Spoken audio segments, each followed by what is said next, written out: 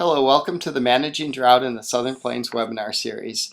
This is a short briefing on the conditions of the drought in the Southern Plains, and we have a full webinar briefing that we do on the second Thursday of each month.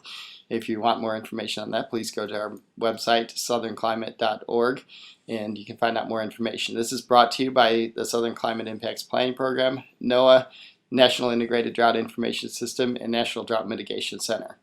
So here's what's going on this week. We've had a substantial rain and snow event across Oklahoma, Kansas, Nebraska, and further east. This is not reflected in the current drought monitor maps you'll see. We're going to look at the impacts on the winter wheat crop and what's coming up. It looks like we're going into a cool, dry pattern, and it's still tilted toward dry in the spring outlook.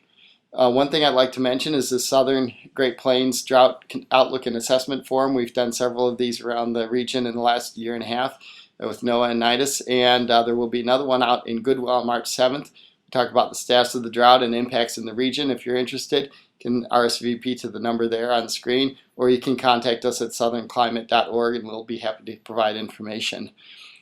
Here's how we're looking this week. We've had that big event across Oklahoma, a lot of rain and snow. Some of the snow is still melting in here, but generally a widespread area of an inch or more of precipitation, which is very welcome, something we haven't seen in quite a long time. When we look at the snowfall patterns from this event, the one on the left is before the snowfall event. The one on the right is from this morning. You can see an area of more than 10 inches of snow that was deposited across Kansas and Missouri and into a little bit of southern Nebraska as well. So those changes are not reflected in the drought monitor because the data cutoff for that is 7 a.m. on Tuesday, so that was before this event. So the map looks pretty much like it did last week. Nationally, still a little bit of improvement in the southeast, but still mired across the middle part of the country. And the south pretty much looks similar too. A little bit worse off actually in the southern Texas. A little bit of improvement in the Panhandle. And then this will look quite a bit different, I think, in the next week. And then on up into Kansas and Nebraska, similar pattern still. Again, look for improvements in Kansas. As we get into next week's drought monitor in response to the snow, we'll have to see how much of that actually soaks in and runs off.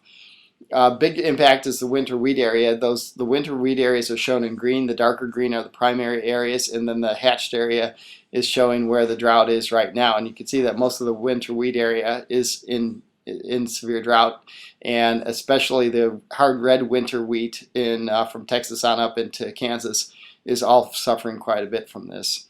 The snowfall will hopefully help. Wheat is pretty resilient, so we're hopeful that that'll help.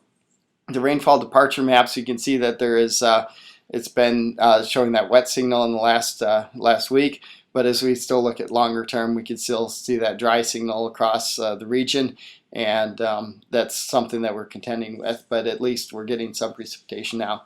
Looking ahead to the next few days, that storm system is moving off to the east. Looks like it will be very beneficial for that remaining drought area in Georgia. And then the blue lines on the map in the upper right shows kind of a cool pattern settled in for the next few days, and that's persisting even into the next week as that cool air across eastern U.S. and the blue shading. And generally a dry pattern, although I wouldn't rule out any precipitation, especially across Texas. There's a kind of a not clear signal, so there might be something there.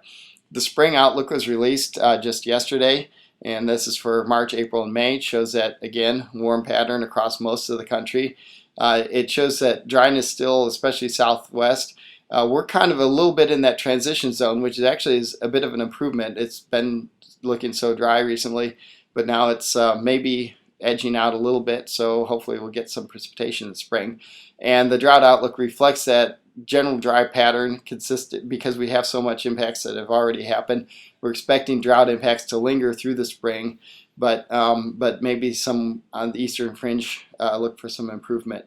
Again, all this information is posted on several of our sites, the southernclimate.org website, as well as many of our partners. These briefings are posted on Skip and YouTube, and as well as many other things. Please visit our website and sign up for the webinars and other information. Have a great week.